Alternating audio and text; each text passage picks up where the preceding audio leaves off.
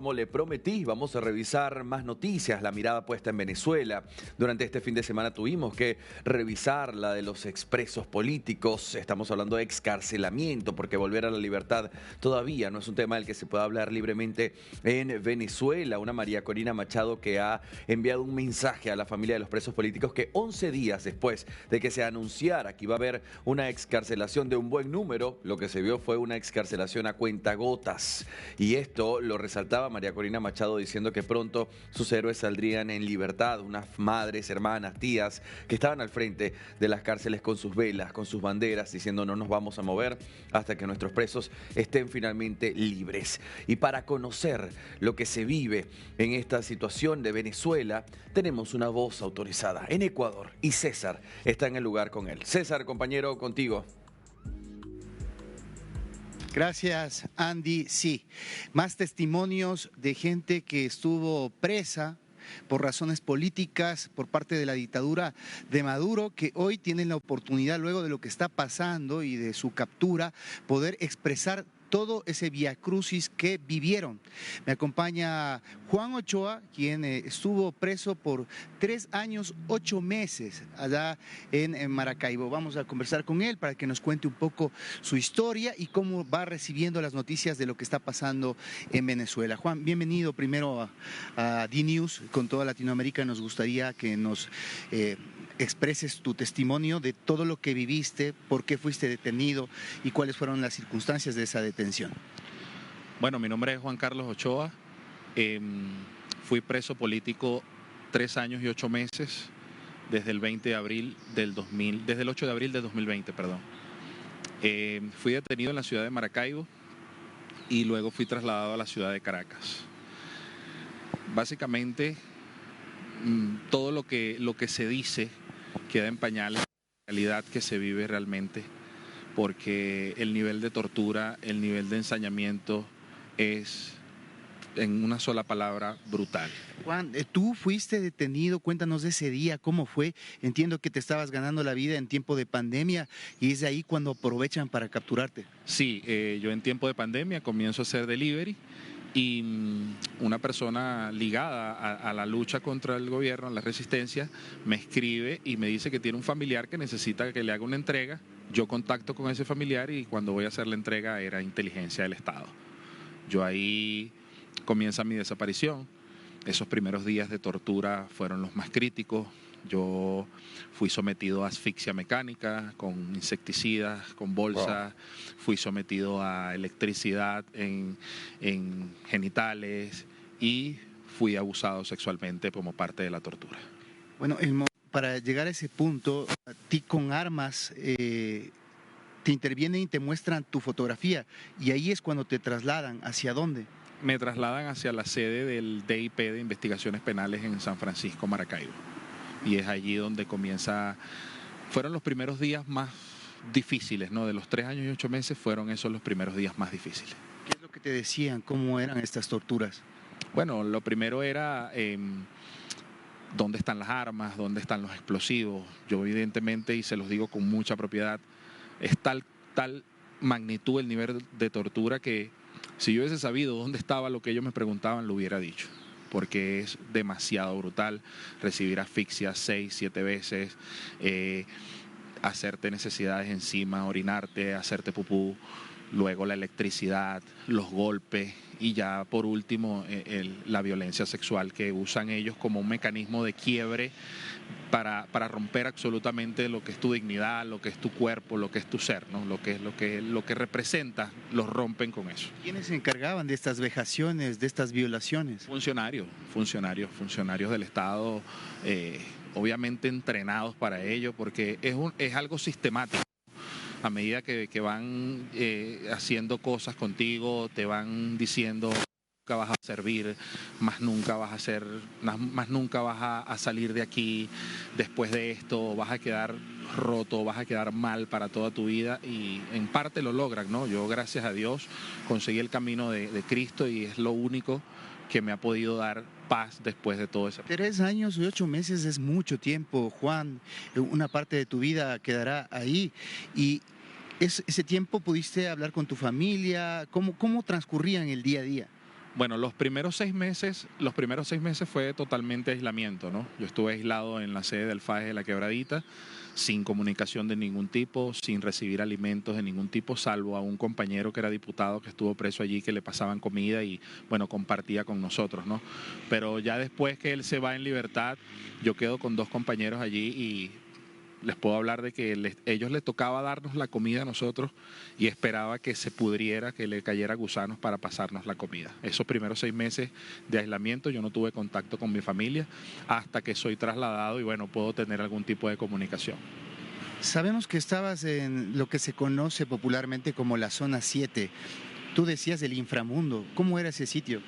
Bueno, como te decía, la zona 7 de ahorita, donde están los presos políticos, para la gloria de Dios, es un edificio donde hay mejores condiciones gracias a las denuncias que se han hecho, pero la zona 7 que yo viví era conocida como el inframundo. Eso era un sótano antiguo calabozo de la Policía Metropolitana, y se conocía así tal cual como el inframundo. No hay oxígeno, no hay ventilación, las paredes sudan. Tal la humedad y el calor que las paredes sudan, las enfermedades en la piel abundan, son increíblemente terribles lo que se puede vivir ahí a nivel de enfermedades, a nivel de aseo.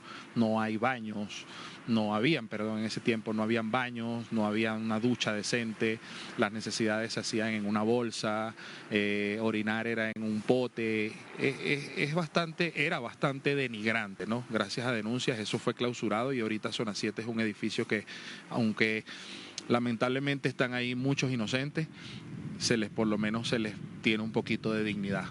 ¿Cómo tú hacías para compartir con las demás gentes? ¿Había presos políticos reconocidos, otras personas que tú puedas mencionarnos que estaban junto a ti? Bueno, junto a mí directamente no, solamente el profesor Alcides Bracho, que sí fue preso político, liberado el mismo día que yo. Él estaba en otra celda, pero en la celda donde yo estaba no, yo estaba con simplemente presos comunes y gracias a Dios, dentro de toda su criminalidad, fueron muy buenas personas y de verdad me ayudaron y me cuidaron bastante allá adentro. Antes de darle paso a Andy para las preguntas, ¿cómo termina esta historia?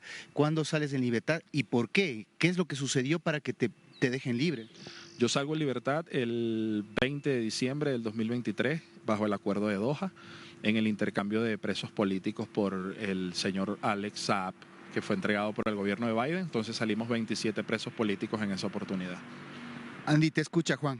Juan, quiero primero, compañero, darte las gracias por abrir el espacio para contarnos esta situación tan difícil, y hoy entiendo que tú lo ves desde un punto más útil, y es decir, Dios me utiliza a mí como herramienta para poder dar este testimonio ante el mundo. Quería preguntarte, Juan, ¿cuándo saliste? ¿Cuándo viste la luz del sol otra vez? ¿Qué sentiste en ese momento? ¿Recuerdas ese día? ¿Me lo describes lo más posible?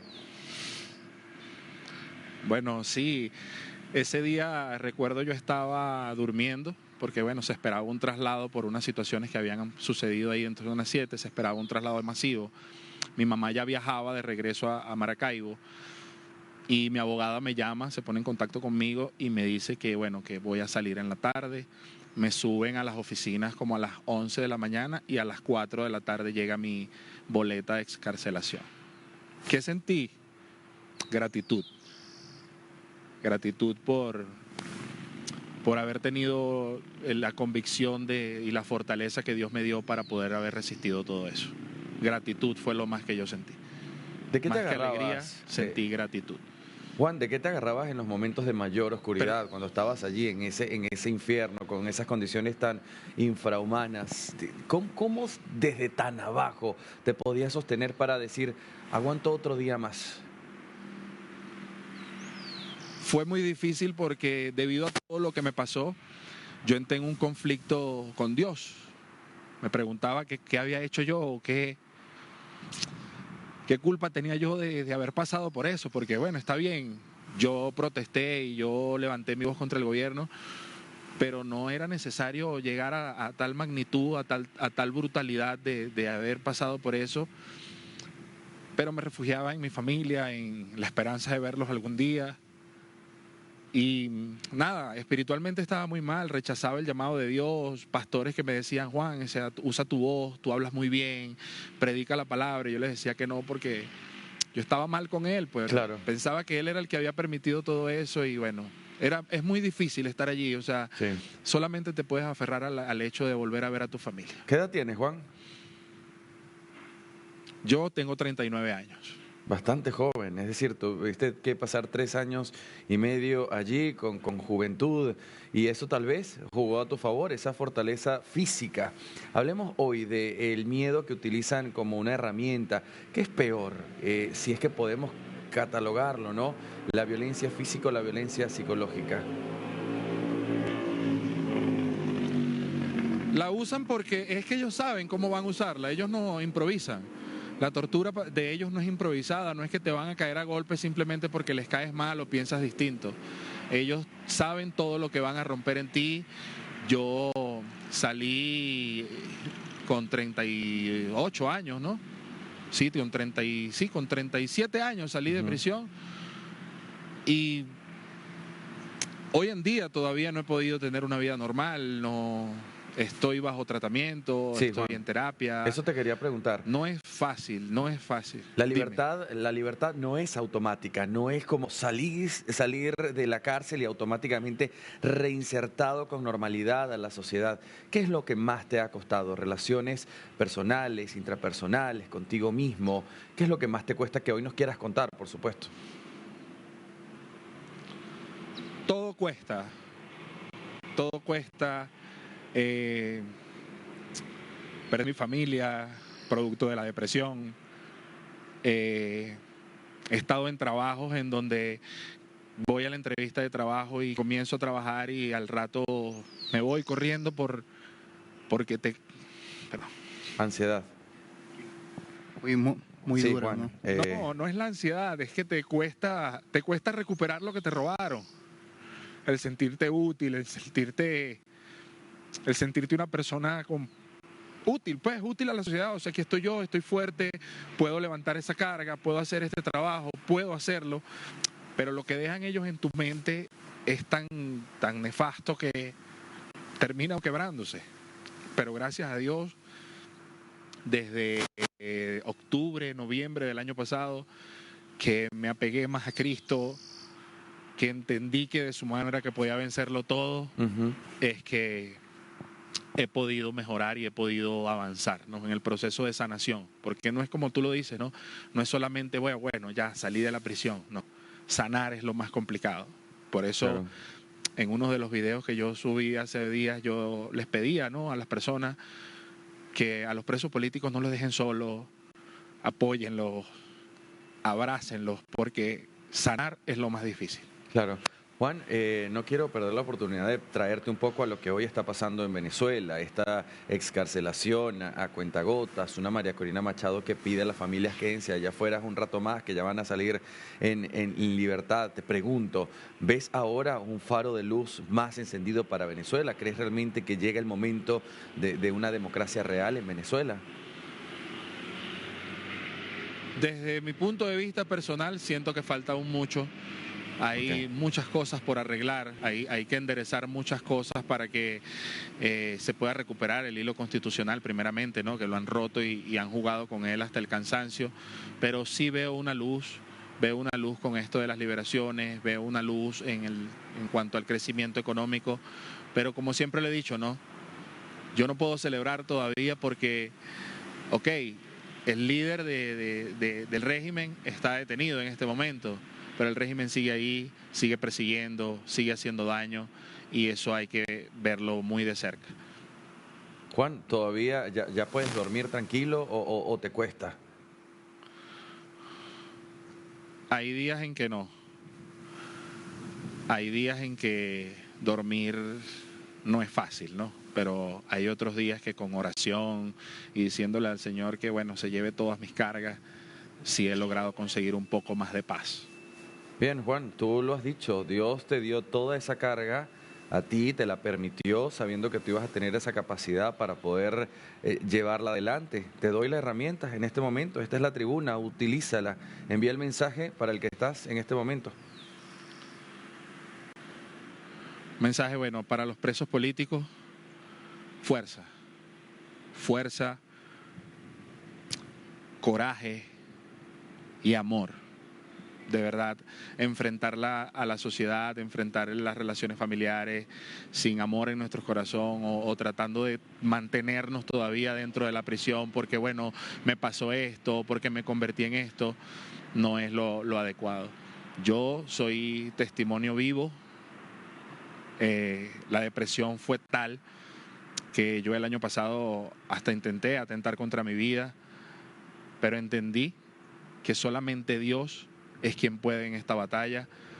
Esta batalla, como se ha dicho muchas veces, es espiritual porque, estamos luchando contra muchas cosas malas que el régimen le ha hecho al pueblo. Y lo único que les puedo decir es, Jesucristo es el camino, la verdad y la vida. Y en Él es que vamos a poder sanar todas las heridas. Y en Él es que vamos a poder conseguir o comenzar a reconciliarnos como país. Juan, te deseo muchísima fuerza, mucho más valor del que has tenido hasta este momento, que venga mucha página en blanco para que puedas reescribir tu historia desde el lado Amén. que más te guste y más feliz te haga, que puedas dormir tranquilo, que puedas volver a sonreír genuinamente, que pronto puedas sentir libertad en todos los aspectos. Eso te lo digo no como conductor, te lo digo como hermano venezolano. Te mando un fortísimo abrazo y una vez más, gracias, Juan. Gracias a ti, un abrazo de vuelta y bueno, Dios les bendiga. Andy, solamente quisiera concluir esto Sí, porque Juan, así como muchos otros venezolanos han venido acá al Ecuador en busca de mejores condiciones, quisiera saber si a pesar de todas estas vejaciones a las que fuiste sometido, al incluso tu hombría, como haber sido vulnerada, tú has podido encontrar en este país una oportunidad no solo para trabajar, sino también para alzar la voz, como lo estás haciendo en este momento, y hacer activismo alrededor de todo lo que se vivió. Sí, es lo que se quiere, hacer activismo en base a lo que se vivió, hacer un activismo primeramente para Dios, ganar almas para Él, muchas personas, no solamente víctimas directas del régimen, sino que personas que han sufrido de migración forzada, que han sufrido de pérdidas de familiares, están o viven aún en las sombras, y creo que mi activismo es por los derechos humanos y por el predicar la palabra del Señor. En Ecuador lo he conseguido, realmente, como te digo, no tengo una estabilidad aún, sigo buscándola, sigo esforzándome cada día, sé que la oportunidad va a llegar en el nombre de Dios y va a ser una oportunidad para seguir levantando la voz por todas las víctimas del régimen. Finalmente, a través de tu testimonio de vida, ¿qué le dices a esas personas que piensan que nada ha pasado en Venezuela, que no se cometieron violaciones a los derechos humanos, que no hubo torturas? Todo esto existió y tú lo estás diciendo porque lo viviste en carne propia. Hay un sector del mundo que parece que no entiende esto. Sí lo entienden y lo entienden muy bien, sencillamente se hacen de la vista gorda por sus propios intereses y por estar apartados de la mirada de Dios, porque la verdad es esta, la verdad es que hemos tenido por más de 20 años un régimen que ha quebrado y ha maltratado al pueblo venezolano. Pero para esas personas que no lo creen, no solo estoy yo, están cientos de testimonios que tengo fe de que después de yo hablar, van a hablar.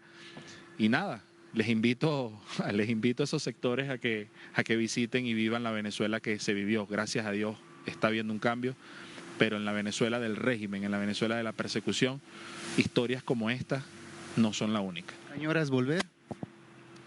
Sí, añoro volver.